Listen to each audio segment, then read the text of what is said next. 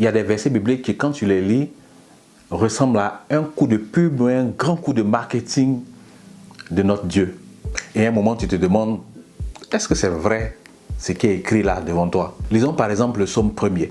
Il est dit, « Heureux l'homme qui ne marche pas dans le conseil des méchants, qui ne s'arrête pas sur la voie des pécheurs et qui ne s'assied pas en compagnie des moqueurs, mais qui trouve son plaisir dans la loi de l'Éternel et qui la médite jour et nuit. Il est comme un arbre planté près d'un cours d'eau qui donne son fruit en sa saison et dont le feuillage ne se flétrit point. Tout ce qu'il fait réussit. » Je lis bien, tout ce qu'il fait réussit.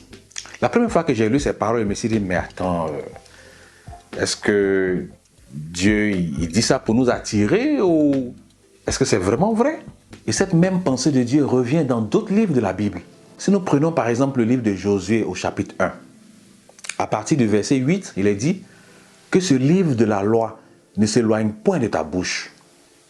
Médite-le jour et nuit pour agir fidèlement selon tout ce qui est écrit. Car c'est alors que tu auras du succès dans tes entreprises. C'est alors que tu réussiras. Ne t'ai-je pas donné cet ordre?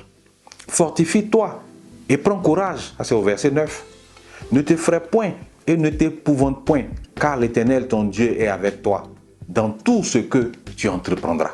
Encore ici, Dieu dit à Josué que s'il ne s'éloigne pas de ses commandements, tout ce que Josué fait va le réussir.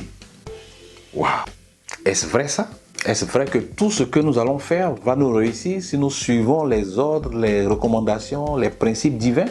Ou notre Dieu est juste en train de mettre de telles dispositions dans sa parole pour que nous soyons attirés vers lui? Mais pour quelle raison ferait-il ça? Pour quelle raison devrait-il être obligé de nous mentir pour nous attirer à lui? N'est-il pas capable de nous bénir, de prendre soin de nous? Tenez par exemple, un autre verset dit également que Dieu nous bénira au-delà de ce que nous pensons ou imaginons. Waouh! C'est quand même extraordinaire ça. Un Dieu à qui on demande 1 million et puis qui nous donne 10 millions par exemple. Et pour couronner le tout, il dit que lui, il est le Dieu de grâce. C'est-à-dire celui qui nous bénit alors que nous ne méritons pas cette bénédiction. Celui qui nous donne alors que nous ne méritons pas ce qu'il est en train de nous donner. Waouh! Quand j'étais plus jeune, j'ai comme été bluffé par ces versets. Je les lisais attentivement puis je me disais, mais oh, c'est quel Dieu? Quel est donc ce Dieu qui nous donne au-delà de ce que nous pensons ou imaginons?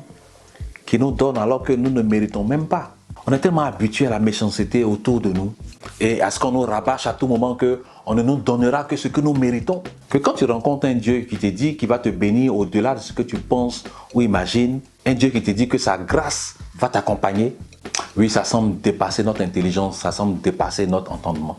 Chemin faisant avec notre Seigneur, et avec le temps et la maturité que j'ai aujourd'hui, je peux vous regarder droit dans les yeux et puis vous dire, oui, il bénit au-delà de ce qu'on pense ou imagine.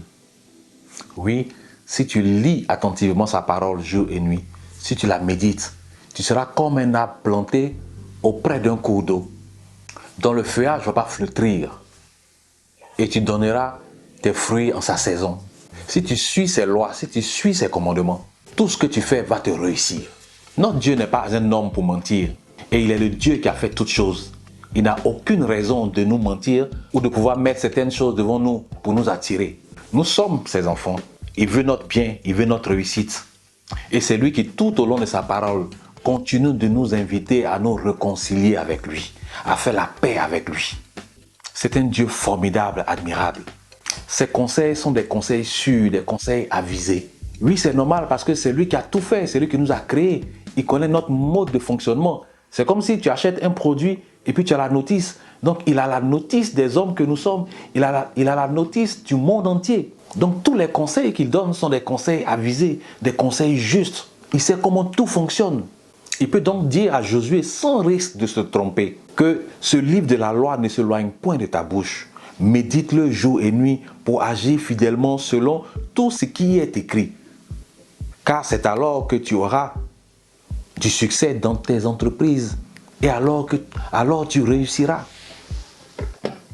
Notre Dieu a toujours voulu notre réussite. Il a toujours voulu notre bonheur. Et dans sa parole, il dit, je vais vous donner un avenir, une espérance. Il n'attend même pas qu'on soit en train de chercher notre avenir. Il dit, moi, si vous me suivez, je vais vous donner un avenir, une espérance. C'est un Dieu formidable. C'est un Dieu admirable. Il est tout puissant, mais il ne nous écrase pas. Il est tout puissant, mais il ne nous impose rien. Il nous a donné le libre arbitre. Et il veut que volontairement nous fassions le choix de suivre ses lois. Pour tous ceux qui acceptent de le suivre, il guide nos pas chaque jour. Et ces pas nous conduisent vers la richesse matérielle, spirituelle et financière.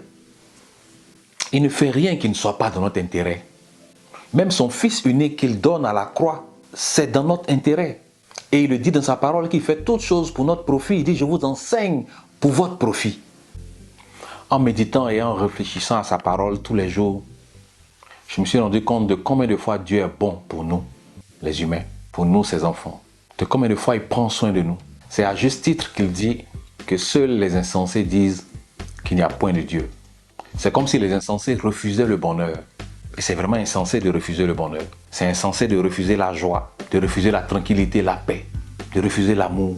Alors que lui, c'est toutes ces choses qu'il nous donne gratuitement.